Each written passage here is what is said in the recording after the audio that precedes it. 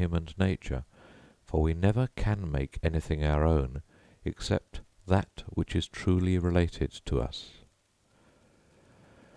We can look upon a road from two different points of view.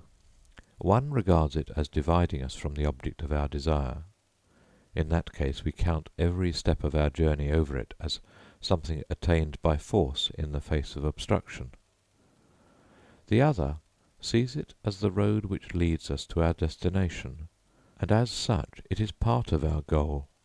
It is already the beginning of our attainment, and by journeying over it we can only gain that which in itself it offers to us. This last point of view is that of India with regard to nature. For her the great fact is that we are in harmony with nature, that man can think because his thoughts are in harmony with things, that he can use the forces of nature for his own purpose only because his power is in harmony with the power which is universal, and that in the long run his purpose never can knock against the purpose which works through nature.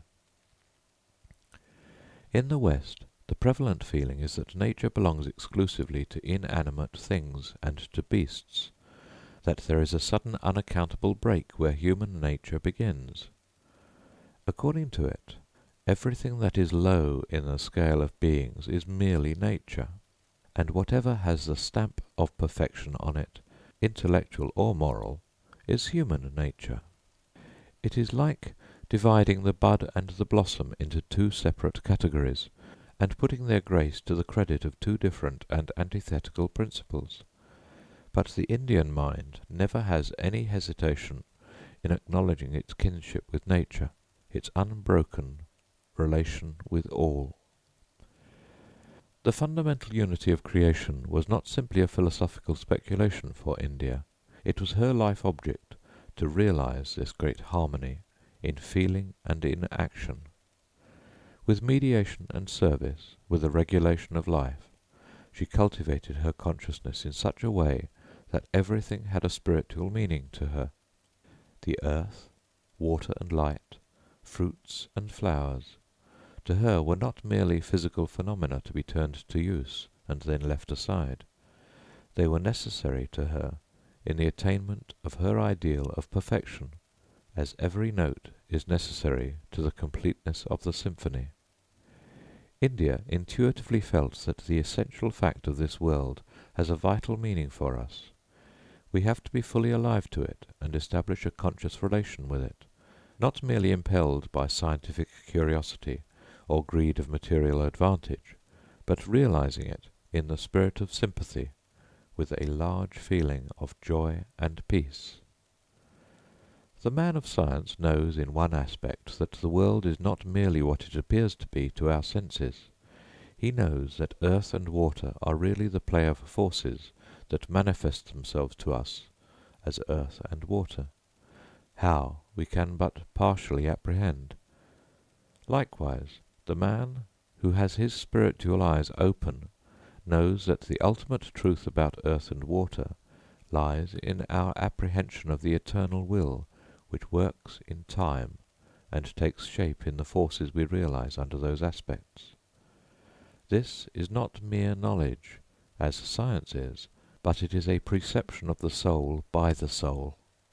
This does not lead us to power, as knowledge does, but it gives us joy, which is the product of the union of kindred things. The man whose acquaintance with the world does not lead him deeper than science leads him will never understand what it is that the man with the spiritual vision finds in these natural phenomena. The water does not merely cleanse his limbs, but it purifies his heart, for it touches his soul. The earth does not merely hold his body, but it gladdens his mind, for its contact is more than a physical contact, it is a living presence. When a man does not realize his kinship with the world, he lives in a prison house whose walls are alien to him. When he meets the eternal spirit in all objects, then is he emancipated, for then he discovers the fullest significance of the world into which he is born. Then he finds himself in perfect truth, and his harmony with the All is established. In India, men are enjoined to be fully awake to the fact that they are in the closest relation to things around them, body and soul, and that they are to hail the morning sun, the flowing water, the fruitful earth, as the manifestation of the same living truth which holds them in its embrace. Thus the text of our everyday meditation is the Gayatri, a verse which is considered to be the epitome of all the Vedas.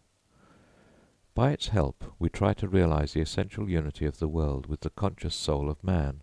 We learn to perceive the unity held together by the one eternal spirit, whose power creates the earth, the sky, and the stars, and at the same time irradiates our minds with the light of a consciousness that moves and exists in unbroken continuity with the outer world.